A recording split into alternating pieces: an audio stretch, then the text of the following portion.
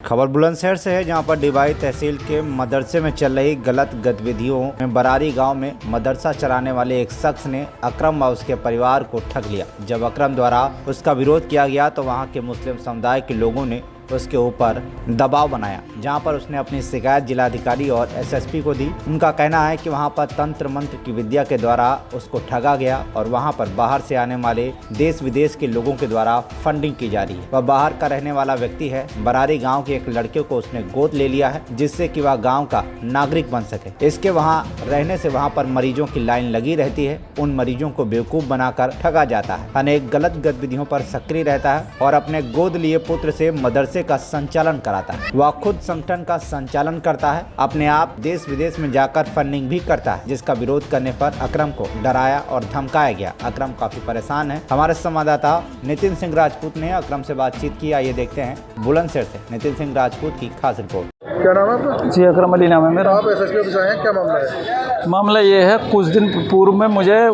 मदरसा संचालक द्वारा जो बाहर के रहने वाले हैं, उन्होंने मुझे अपने झांसे में लेके मुझे साथ में ठगियाई और दवा और तावीज़ घंटों के साथ में मुझको ठगा 2-3 महीने। उससे मैं पीड़ित हुआ। फिर मैंने पीड़ित होने के बाद में उसके संबंध में मैंने उनके खिलाफ़ शिकायत करी।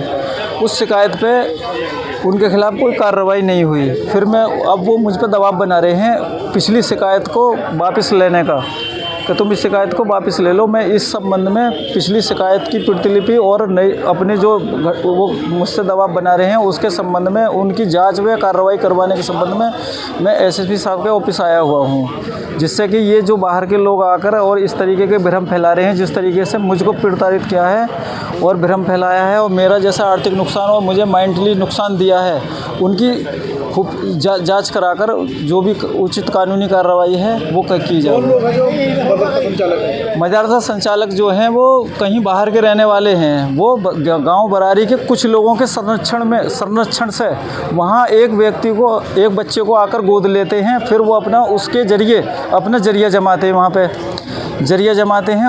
जब से अब तक वो इस घटना को अंजाम देते चले आ रहे हैं, जिसका शिकार मैं हुआ हूँ। अच्छा, वो मूल निवासी कहाँ के हैं, क्या नाम? मूल निवासी मुझे मालूम नहीं है, बंगाल के, बांग्लादेश के, कहाँ के, मगर वो यहाँ के मूल निवासी नहीं है। वो आप क्या चाहते हो?